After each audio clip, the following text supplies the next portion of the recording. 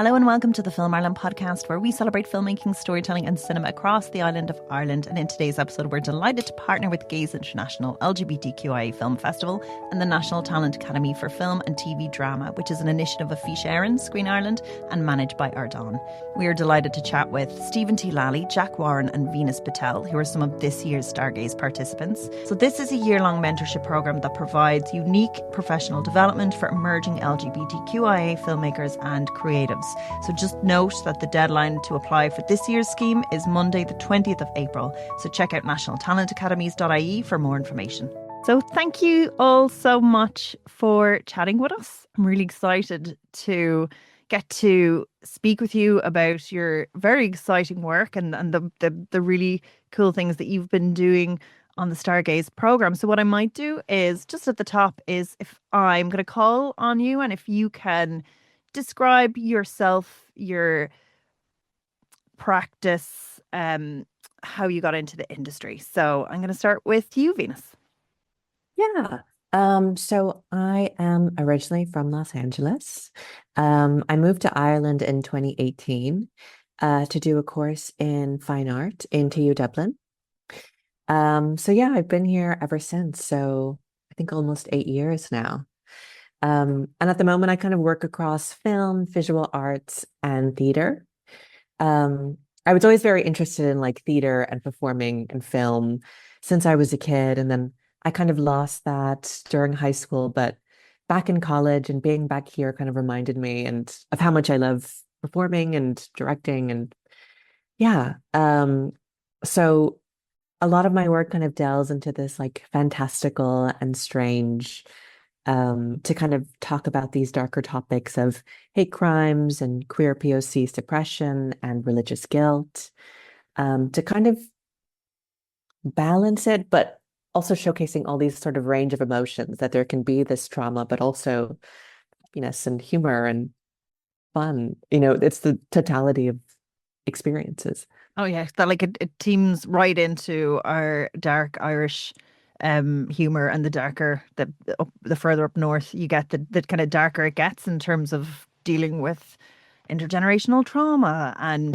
like it's an easier way to deal with issues. It's a really interesting move. Back in 2018 when you came over, did you know you would live here and kind of base your practice here? Um, no, I didn't. I kind of, yeah, it was interesting. Like I came for the course and I thought I would move somewhere else after, but I just really fell in love with Ireland and the people here. And yeah, I've just been sort of building my career ever since. And I think, yeah, I just had this connection with Ireland, and I kind of have difficulty seeing myself living anywhere else. And I also think that outsider gaze as well, coming from a place that is just so culturally different. Like, I like even of most of America, I would say there's probably nowhere as different culturally in terms of, we'd probably have more in common with the flyover states. Even like how people talk, Mm, how they convey conversations in LA. It's very literal, it's very direct, and that's like, mm. we are not that as a general rule, not everyone.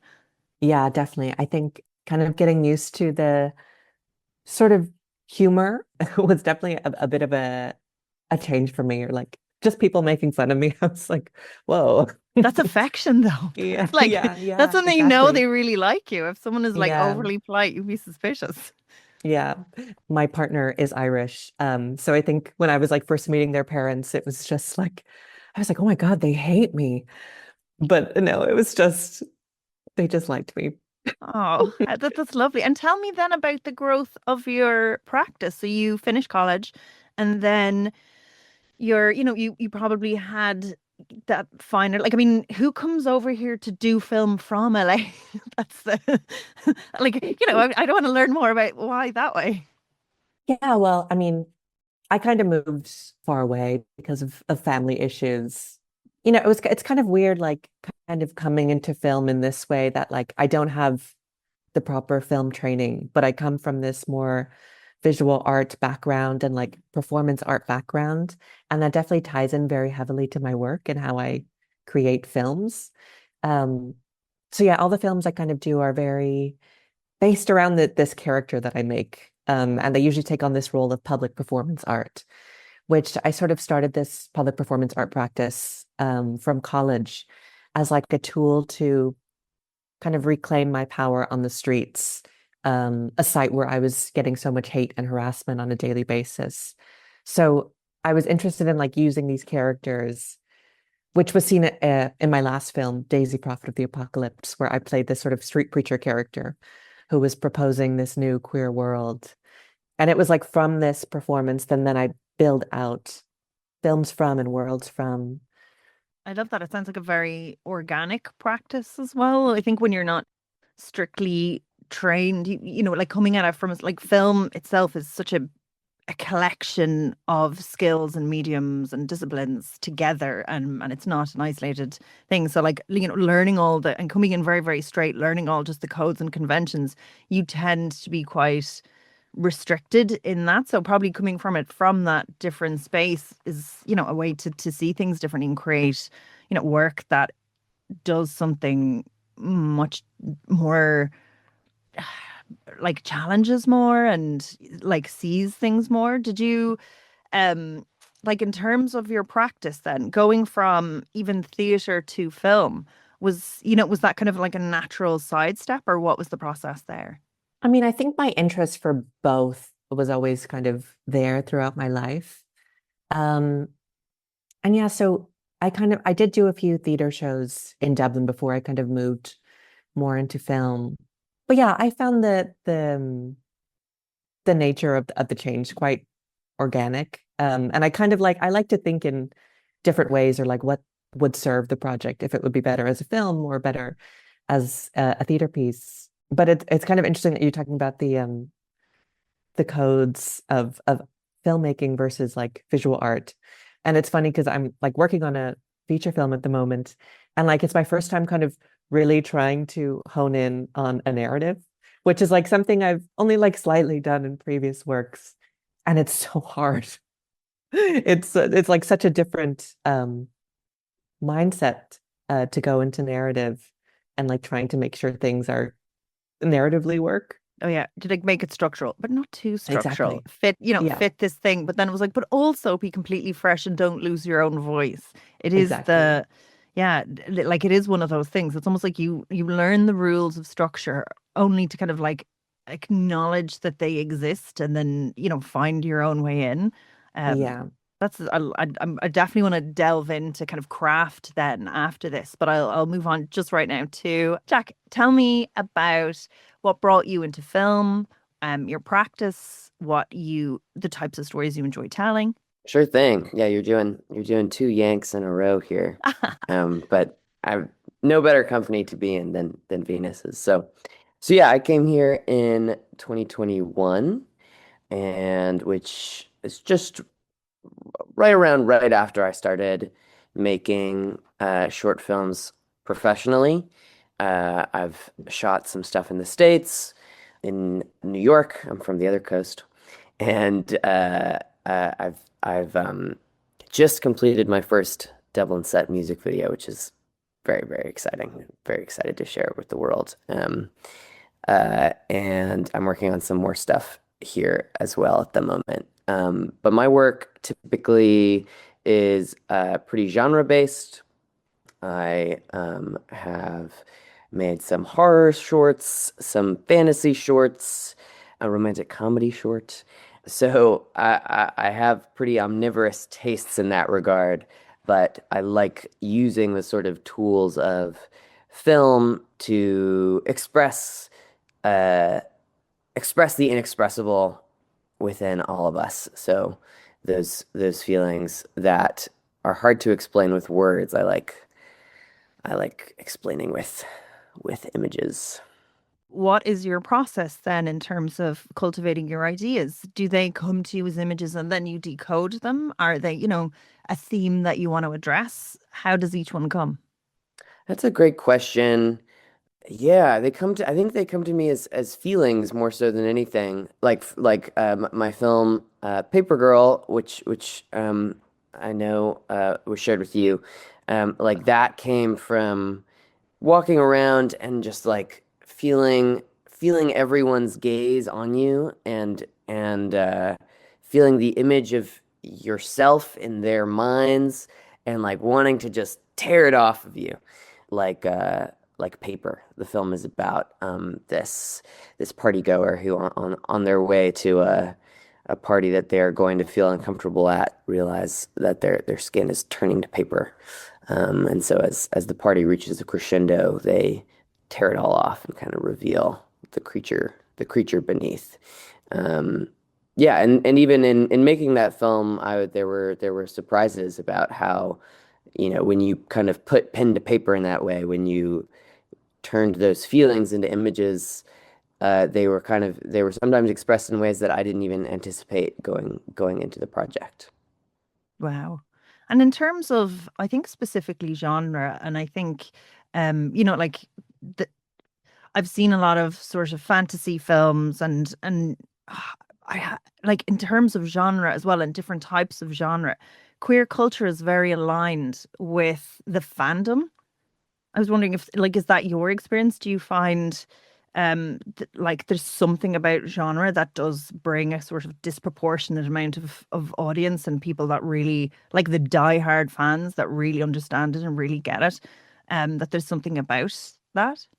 Totally, yeah. I think there is a real kind of communal aspect to the celebration of like tropes. Like I think, you know, having some kind of lineage that you can put your work into really helps make your work accessible to like a community and to feel part of that community. And I've definitely experienced that. Um, a lot of my work typically, you know, when it'll often be playing with either other queer or trans shorts or other horror shorts. Um, there's a couple other like fantasy and rom-com festivals out there, but they are unfortunately a little bit harder to find. But the horror festivals are a lot of fun and are very great. And that kind of feeling of being in a room with people, whether it be for these genre festivals or these queer festivals, and being like, oh, these images on the screen, they're ours. They don't belong to the people out of this room. They belong to us. That's a very cool that's a very cool thing to be a part of. A real privilege. And it's such a discerning audience as well. Like you can't, as a filmmaker, pull any wool over anyone's eyes or get away with easy fixes because, like, horror specifically, like they know everything. You have been cultivating shorts, but also working on longer form. Can you tell me a little bit about almost your development from, like that time when you moved over to, what you're working on in the slate? Absolutely. Yeah, well, right now I'm working on a feature script about an androgynous film archivist who comes over to Dublin and becomes kind of besotted with this mysterious vampire who they recognize from like an old film clip they've been restoring, which is completely fictional and not at all derived from my own personal life or experience. So yeah, that's the one of the feature scripts I'm working on right now. That's a brilliant concept. That's Oh, really thank you. Thank you. I'm glad you like it. Yeah, our apartment is actually right next to the um, Irish Film Institute and the Irish Film Archive. And I've, you know, one of the great privileges of being here is they'll screen for free like the archive at lunchtime, where they'll just like go into the vaults and pull like the weirdest, strangest material and put it on like the biggest screen. So like you'll see like a travelogue from like the 50s. There was one recently I watched, which was it was like a informational film of I believe some Inuits like building an igloo, but then it had been translated into the Irish language, um, and I think in the 50s, and that was very cool and like you're watching something made in a different time, completely untranslated, and it really feels like you're kind of sinking into another world, which is that's I guess the feeling that I'm trying to capture in this next longer thing. And tell me then about your thought processes in terms of how did that concept come to you? Like, I mean, obviously that inspiration is there, but then in terms of, like building it out into that real meaty feature length story, where like do you sit down and write at a specific time every day? Do you like to like have a different phases of the writing stage? How do you work with that? I wish I had it all figured out. I remember actually when I was first over here, because when I first came in 2021, it was still in the middle of the height of COVID, and so I was here when museums were first opening up. But so many of the museums are so like tourist based in the city center, and so again, most people were not doing tourism yet. So I was kind of like walking by walking by myself through all of these uh, museums. And I remember I think it was at the James Joyce Center, but they had recreated a room that like a hotel room that Joyce would have been writing Ulysses in. And I love that book. And I read that book when I first came here. And I love the idea that, I think there's a real, um, I don't know, everyone wants their, nice mahogany desk in front of a window where like 3 hours a day they write their great work. But what was so inspiring about seeing this little room is that it was like Joyce was like writing everywhere and anywhere he could because he was, super poor and kind of crazy and doing whatever he had to do to like put creative work out into the world. And I think that feeling kind of undergirds this script, this idea, this story. Um, and and it is also something that I definitely empathize with at this time in my creative journey. And I kind of I skipped ahead to the process with you, and I want to go back into your journey a little bit as well. So making films, kind of like across the pond and here, did you find a substantial difference when you started to, practice here as well, or is it the same? It's a good question. I think it's mostly the same, or at least the way I've done it is the same, which is just I like to work with my friends. Yeah, just getting a bunch of cool people together and turning the camera on. That's it's true here. It's true. I've shot in different places in the States as well, and as far as I can tell, it's the same everywhere. I hope. And now, Stephen, thought you'd escaped there for a while, but you're back in. Okay, tell me about yourself, how you got into the industry, and a little bit about your work that you've done so far. Yeah, my name's Stephen T. Lally, and I'm a writer, director, and concept artist from Dublin. And the work that I create now is very kind of genre based as well. I really love fantasy and whimsy, always underscored by kind of meaning. I like to have heart in all the projects that I do. But yeah, all my narrative work has been under the fantasy umbrella because I love it as a kind of a Trojan horse to kind of sneak in deeper meaning or personal meaning. And I guess, gosh, I've kind of feel like I've looped back to film in a way. I kind of initially was studying English at Trinity, and then I just didn't like the fact that it was so focused on criticism. And I was like, I needed to be creative. So then I ended up studying like media arts at TU Dublin.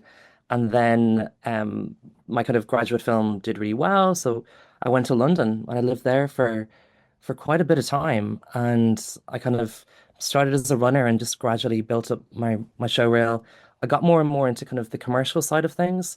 And I think I almost convinced myself that that was what I really loved doing, but I just ended up getting tremendously depressed and thinking, okay, I need to, what is my heart telling me to do? And it was film. So I kind of, in, I think about 2020, I decided, nobody's going to come to me with, an amazing script. I haven't done any narrative in so long. I'm going to focus on my own. So I kind of ended up self-funding a short film called Empress Cold Cream. And that was like, yeah, that was, gosh, I remember the time was nerve-wracking getting my little baby out there, but it did really well. And I kind of, since then, I've done a couple more shorts. And just to take you back to that, the polish in that is crazy in terms of what you've managed to do. And I want to go back to that as well. Like the premise, tell, like, you'll be able to do it better than I will, but tell us the premise of it and the description of it. Well, I'm a crafty queen, so I do like to go all in with every kind of facet of art direction, costuming, because I worked as a stylist for a bit when I was a runner. So Empress Costume, the short is very similar to the feature that I've just written, but it's about a kind of a teenage girl. She's a little bit of a wallflower, and she's been in love with her best friend for years and years. And they've always, both of them were kind of obsessed with a very niche 1980s cartoon series called Princess Starshimmer and the Joy Crusaders, which was like the only female focused thing that they had to grab onto because it's a period film and set in the 90s. And it's such a fun like just to kind of go in and nerd out a bit as well, like how you've implemented all those technical elements, the animation and the realization of that character before I do the spoiler and things like that. I'm definitely going to ask you about that when you're finished this. Well, yeah, I guess that's the kind of crux of the film is that yeah, the main character Roshin wants to tell her best friend that she loves her, and to do that she makes a kind of makeshift shrine to the villainess of this cartoon TV series, who is this ultra camp, ultra eccentric, agent of chaos called Empress Scream, who comes to this world and kind of, sets the plot in motion. She's the inciting incident, I suppose. But she comes over and she's like I guess Mary Poppins on acid, I suppose. She wants to try and help this young girl, get the courage to tell her best friend that she loves her. So it was my it was my way of doing like a rom-com. And I wanted to kind of yeah, I kind of wanted it as an homage to all the things that I loved growing up and also my life when I was, very young, I just would go to these god-awful conventions all around Ireland. So setting it at a sci-fi convention just felt like paying homage to my past. And yeah, and then obviously I have a crazy obsession with, fierce females and fantasy. So I kind of also wanted to, create one of my own. I wanted to create a queer icon of my own in Empress Costume. So I hope I did. I know, and you even kind of like you nailed the hierarchy of nerds and nerddom and fandom in the sphere of that, where you're like, oh no, this is the main one, and like Yeah. it's just very very funny and very very sweet, but just so good technically as well. How long did that take? Tell me, like, just tell me about putting that together for the shoot and doing all that in post. I mean, we had a tiny budget, and I know there's such a kind of a truism, I think, in film, either you have loads of money or loads of time. And we had loads of time because we shot I was kind of preparing all during COVID, really. And I luckily, Papa Lally my dad is like this amazing kind of graphic designer. So we had to create, oh my God, I won't even go into all the ins and outs, but I was terrified of being sued. So we created about 80 fake logos for all of these different sci-fi things because I didn't want, Star Wars coming at me. Disney are quite protective. Very protected. So I was like, everything in the film was like a faux version. But then I think half the fun of it was starting from the ground up and creating this very kind of 80s um ridiculous kind of cartoon and all the merchandise and the action figures. It was that yeah, it was a real joy. It was a real joy. And for me I love the artifice of film, so I love how everything kind of comes together to create like perfect image. But yeah, we had no money, but we had time and I had a great like team around me who helped do things on on nothing. But yeah.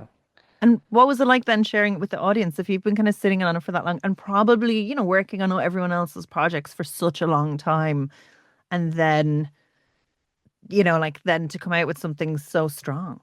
It was really, I have to be honest, it was really nerve-wracking because it was very personal to me. I think film should be, you always find the personal makes things universal. So the film was, I know it's crazy and camp and it is a, kind of a silly rom-com, but it was so personal to me and personal to the things that I loved because I wanted to pay, homage to these things that I care about deeply. So it was nerve-wracking, but it was great to see it do really well in festivals and every time I did go to any kind of in-person screening, people were like, "Oh, when's the feature?" Or when's the merch? Because I think people kind of want both. And I was like, get me Mattel on the line. Like I want the range of action figures now. I mean, you should write the series of it. Well, we've just done the feature. Yeah, So, yeah, no, but like the series of the cartoon. oh, Like write that as an actual animated photo, like retrospective, but like with that kind of knowing nod, like piss take of all of those. I was that like even in itself, have it all be in the same universe. I mean that's the dream. I think I did talk to my co-writer, so we've just we got selected for Perspectives this year, and we fleshed it out into a big feature and made it even more Irish. We said in the Gaeltacht, lots of it is in the Irish language.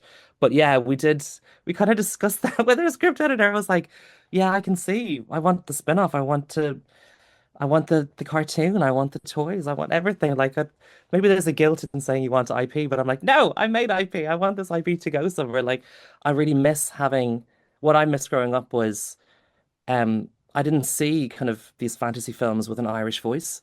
I just never did. So I kind of think for me, that's a huge, big, central kind of core message. I always kept going back when I was writing the script, thinking, this is the film I wish I had seen when I was like 14, 15. And it just wasn't there.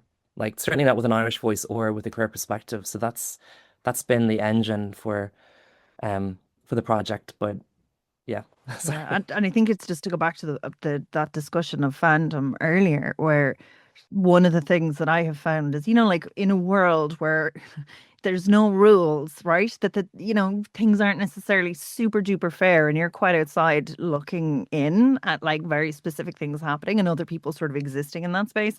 The thing about fandom is like you get to disappear into those worlds.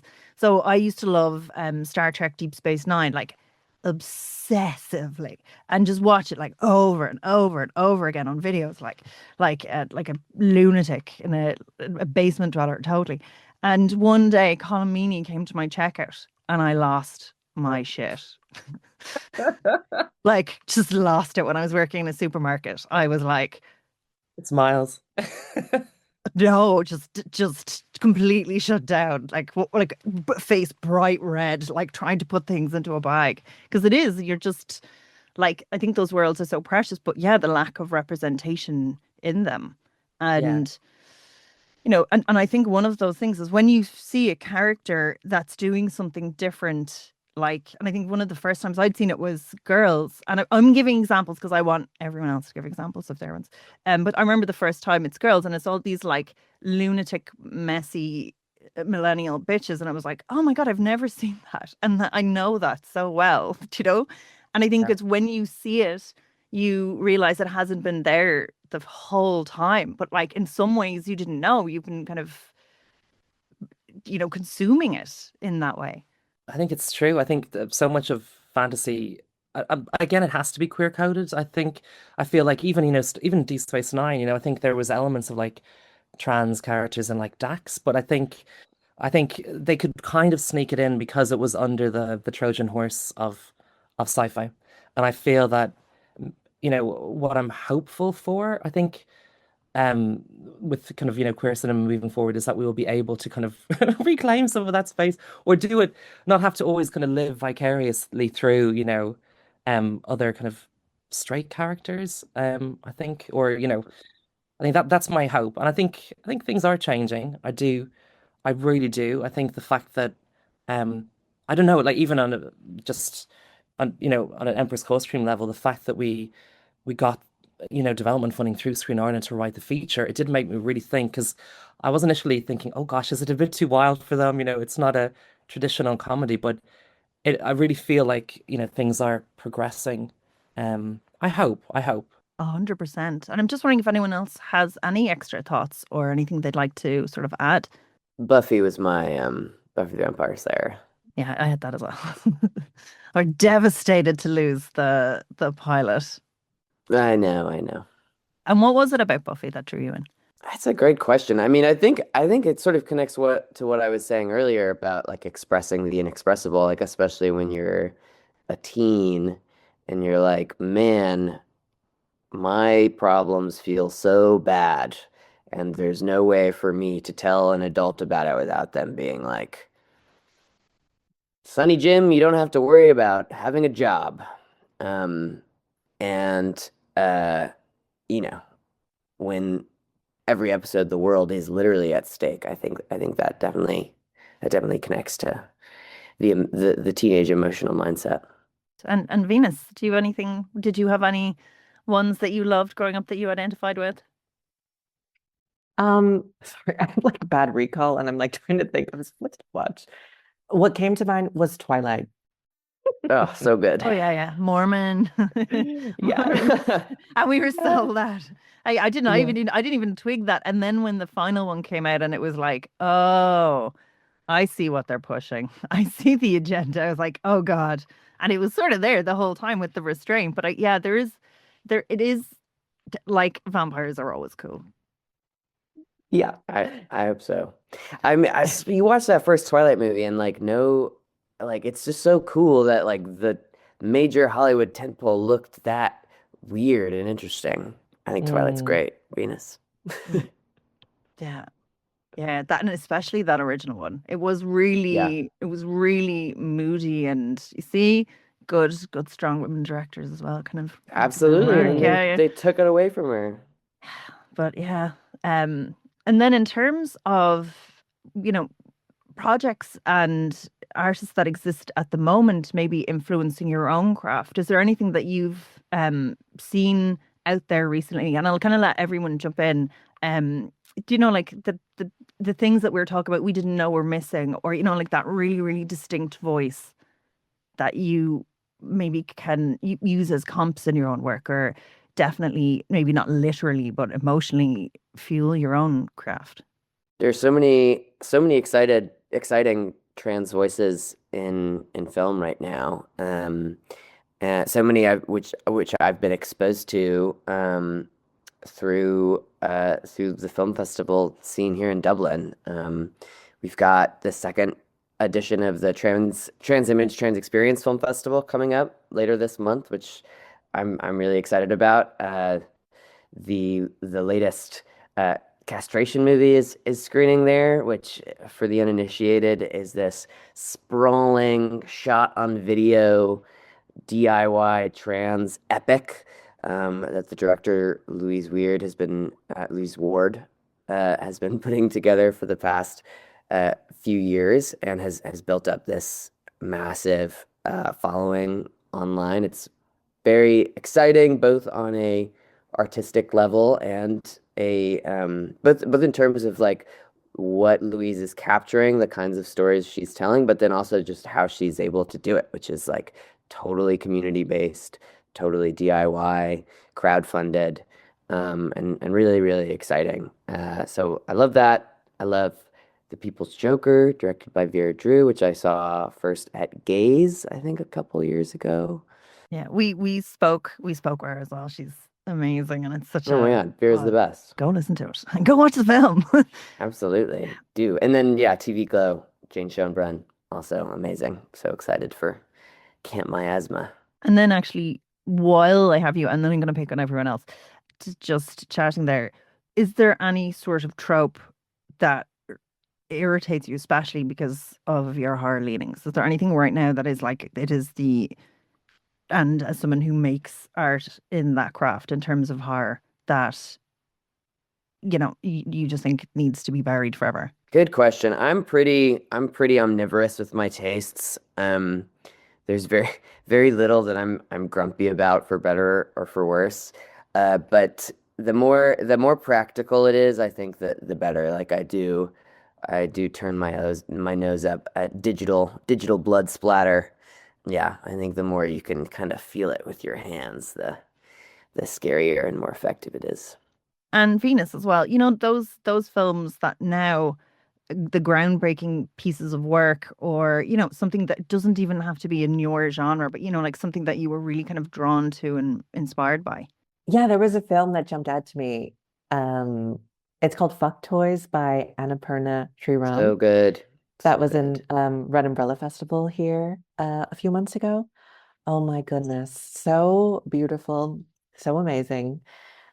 Great to see a woman of color director, also South Asian, um, and also like, into budget and just like what is possible to make on smaller budgets. And she was also an lead actress, director, which is inspiring for me because that's how I'm going forward with my next film as well. And also just so fun, like using this like fantasy genre through like tarot cards and telling this whole epic through this form was just so beautiful and inspiring and funny. Yeah. Yeah, go seek it out if you're able to. Oh, amazing. And Stephen. I think there's two main people I think at the minute. One is Julio Torres, who's like this amazing kind of queer and non-binary creative who get their work is just sensational. He has a he has a really kind of crazy grasp of whimsy, which I really like, and also just like production design. It's very self-reflexive. It kind of has a fairy tale aspect. And then the other person is somebody that I was partnered with this year through Screen Ireland as my mentor, which is Lucille Hadzi Halilovic, who is, I mean, we kind of throw around the word like iconic or visionary, but this woman is just incredible. Her work is, again, there's a lot of kind of dark fantasy. It seems to be a kind of her jumping off point.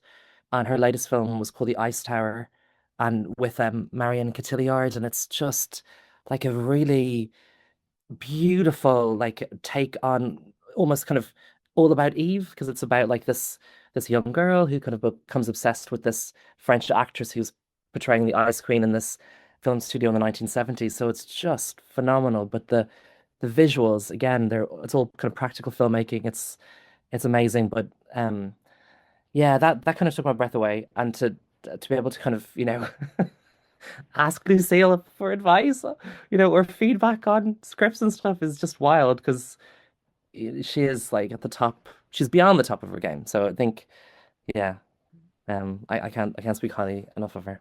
Oh, sounds amazing. You've done two things there that are great. I'm going to ask about one now, and then we've kind of brought us back to StarGAZE. So then my next questions will be about this. One of the things that you mentioned earlier that I thought was very interesting was how you were, your work always has that element of kind of inspiration behind it, like heartfelt, like warm. And would you say that's sort of your like voice and you as a human being in your craft? I think so. I think it's kind of just been solidified more and more as I've kind of written more of my own work. I think again it is this kind of mantra of like, from the personal comes the universal. So I always feel even if I'm telling a story that is, great, has flights of fantasy, suspension of disbelief, it still has to have meaning and heart. Like my last short film is so maximalist. It's, set, on the eve of the millennium, and it's about a closeted Y2K pop star who there's an evil record label and a maniacal boy band, and they're trying to turn her into this kind of Britney-esque um puppet. But so it's wild and it's crazy and it's camp and it's a musical. So there's three kind of Y2K pop bangers in it. But it's also always fundamentally the jumping off point was, what's the meaning behind it? And for me, it was just somebody who can't be themselves, who can't be unapologetically queer. So I think all of my projects start from some, uh, yeah, start from a place of true meaning, because then I feel people will go along with it. People can go along with the crazy and the whimsy, so long as you have a core message that is, clear and also really personal. But I've tried to kind of, yeah, I do that in all of my work. I think it's important. And I think also because I think maybe there's I don't know, of a stereotype, but sometimes people think of fantasy and maybe think of it as kind of weightless or thoughtless. And I'm like, no, no, the best fantasy comes from a real place. I mean, my favorite film of all time is Labyrinth. And again, it's a crazy film. It's very queer coded, but it comes from a real place of, this a teenage girl finding herself, finding her sexuality and finding her agency. So I feel I don't know, for me, yeah, I don't know, I've gone on a bit of a rant now about No, like no, obviously shouldn't have meaning, but I think sometimes people, I don't think they look down at you, but I think I have got it sometimes where people are like, oh, you want to do fantasy? I'm like, yes, because it's a way of getting bigger messages, within it that, you know, have a lot of meaning. yeah, I'd like that deep space nine. That's about the aftermath of war and that the repercussions that happen. They all have those deeper meanings, no matter how zany they're. And the best ones are just so true that even if people don't know the history, they're just like, this is just such deep drama. But more so, I think the thing that I was sort of asking is like, are you as a person a hopeful person? Do you want the best and tend to see the best in people? I think that's what I definitely try to do. Like one of my big heroes is Jim Henson, and I think his worldview, and you can see from all the work that he did was so positive, and I think it's important to be that way. Like I've just got back from a director's residency in the Netherlands, and it was all about developing a new short film, and the short film I'm developing is another wild fantasy, but again, it's coming from but I'll just give a tiny little thing about it. It's about like a celestial bureaucrat who's working for death, and his job is to shepherd the souls over. And then a little girl dies and leaves him with her imaginary friend, and the imaginary friend teaches him about how to be empathetic towards the souls that are going to kind of give them these fantastic send-offs. And I think that for me is, I don't know, the world is in such a horrendous place right now. And I feel like positivity and empathy seem to be sorely on the decline. So it sounds kind of cheesy and maybe overly earnest, but I think in all of my work, I do try and have a positive um message. I think it's really important. I think yeah, I don't know. It's very cheesy, but No, I no, it think isn't. But no, and the reason I say that is because I could feel that kind of like joy and love in it, and I sort of think like as artists in anything we do, no matter how skilled you are, and you're just like making a YouTube video on your phone, you kind of you put a bit of your own self into it, and that's sort of like I was just really really interested, and I might open that up, Jack, and I was like, is your voice maybe a bit more angry and observant? Oh, there's a lot of hope in there Is too. there? Yeah, that you go for the best, but No, but well, it is, there's edge to it. it's interesting, and just connecting back to Paper Girl, and this might be overly specific if you haven't seen the short. So if you want to see it, just ask and I'll send it to you. But the ending of that movie, when Paper Girl kind of takes their skin off and reveals the monster underneath, it was originally written to be like a kind of unambiguously triumphant moment. Um, and that triumph is still in there. But there is a little sadness because when Paper Girl tears their skin off and becomes the monster, everyone runs away and screams, and they get to dance, but they have to dance on their own.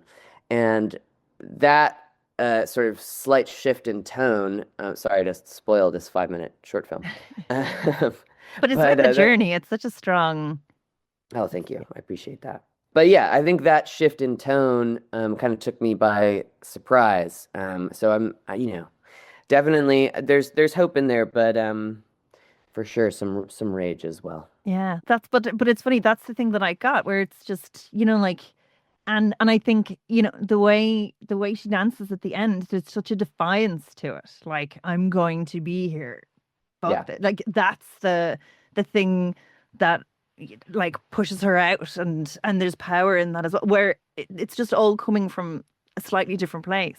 And Venus, I want to dig more into you as well. What's your sort of voice in a way, or like what is the sort of tone all of your films would have? Yeah, I would definitely say there's a lot of hope in there and rage. But I think like a lot of my work sort of points to this need for community and collective change and the need for structural change in like how we think about society as a whole. Um, but that there is hope at the end of the tunnel, that we can change, things can change. Yeah. And that's it. Like, yeah, the constructive and yeah, an optimistic but constructive, but like, yeah, with a bit of flavor of rage. That's totally what I got. So it's Yeah. like it's so much fun to, like understand where all these stories come from as well. When you're watching them sort of in isolation, you get that the depth is there, that like that the films have that soul and energy and that they're true. And I want to kind of talk back then about being on StarGAZE and like Venus, while I'm chatting with you, tell me about your mentor and what was the process like and what did you sort of glean as an artist coming out the other end? Yeah. So yeah, Stargaze has been really great. Like just being in the festival last year and all the workshops that we had with other filmmakers, um, was really, really helpful to get a sense of like what the industry is like, internationally and in Ireland. Um, and yeah, so my mentor is Prano Bailey Bond, who wrote and directed this movie called Censor.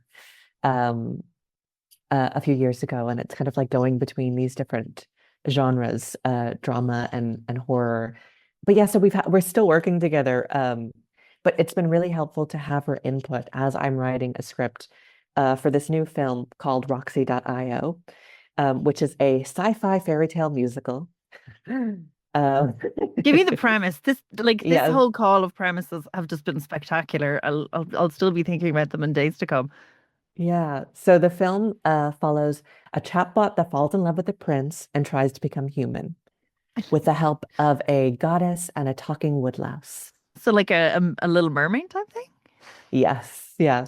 Drawing on lots of different, older Disney princess movies, and the sort of fairy tale lexicon, but also having this sort of sci-fi element to it. And of course, musical numbers set on Dublin city streets. I love this. Yes.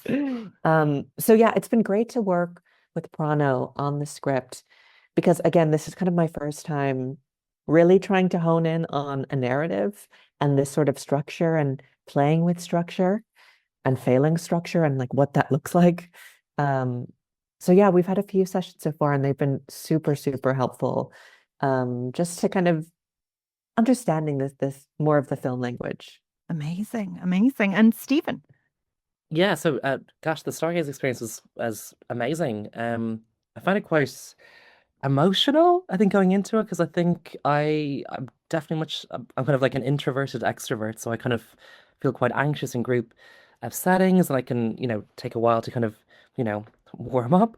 But it was super welcoming, really really positive, and it definitely gave me, I guess, more confidence to be bolder in my work and a little bit less rigid, I would say, because I think yeah, especially in terms of, I'm so detail oriented and visual oriented, and I start everything by drawing, that it has kind of, yeah, it's definitely encouraged me to be a little wilder.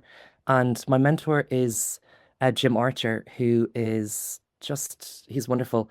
He directed all three series of Big Boys, so he has a amazing comedy director and such a amazing propensity for pathos, which I really like and which I want to bring more and more into my work. And then his feature was Brian and Charles, which is a kind of like a sci-fi about this really lonely inventor who invents this robot, and they have a really touching relationship. So again, it's wild and it's super silly, but it's about loneliness, and I really like that. So I kind of we definitely bonded over that. And yeah, it's just been great to chat to him more, especially as I've been doing the feature of Empress Co-Stream and also my working on my next short Ernest, just to bounce ideas off and kind of learn from somebody who has likely Seal has such a defined vision.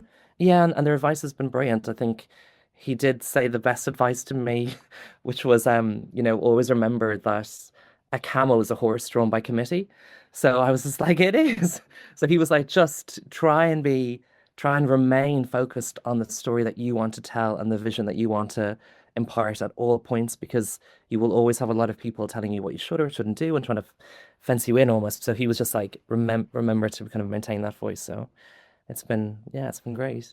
Oh, that's a really, really, really good point. And Jack? Yeah, StarGAZE was wonderful. First and foremost, because I got to hang out with Venus and Steven so much, as well as the rest of our great cohort, Lewis, Eleanor, Billy. It was very affirming to be in such a talented group of queer filmmakers. So that was a thrilling experience, getting to speak to all the filmmakers at the festival. It was fascinating, really educational.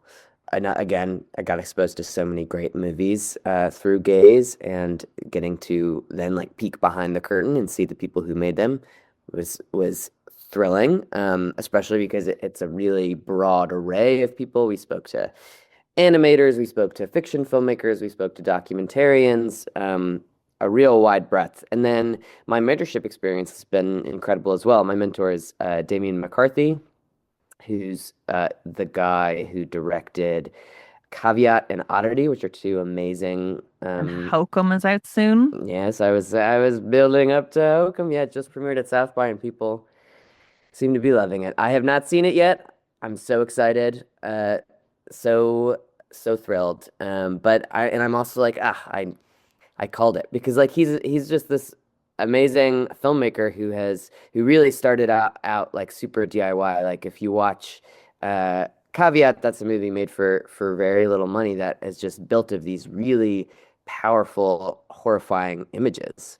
And it's just so cool to see how he was able to build that success into Oddity, which is another great film, and then build the success of Oddity into Hokum. And can't wait to see what he does next. But he's been really really instructive in terms of like building something on the DIY level that is that is compelling because of the scariness of its images. And I'm trying to lean into my personal scariness, and he's been very helpful for that. And his films as well, there's something in them that, like, even though they're dark and they're terrifying and you've all these, very eerie ghouls, it isn't like heavy. Totally. And there's such human stories, and really, really compelling pieces of writing as well, sort of undergirding the images. It's kind of the secret sauce. But yeah, he's been really great to learn from. Well, I can't wait to see everyone's projects. Like I'm actually very, very excited. Please come back and chat with us when they're all made. And congratulations. And it sounds like it was a really wonderful year. Thank you so much. This has been wonderful. Thank you. Thank you so much. Thank you. So thank you so much for listening. So if you enjoyed that, make sure to listen back to the last episode where we caught up with fellow participants Lewis Doherty, Eleanor Rogers and Billy Buckley. So Gaze International LGBTQIA Film Festival runs from the 28th of July to the 3rd of August, and you can learn more about the StarGAZE programme at nationaltalentacademies.ie.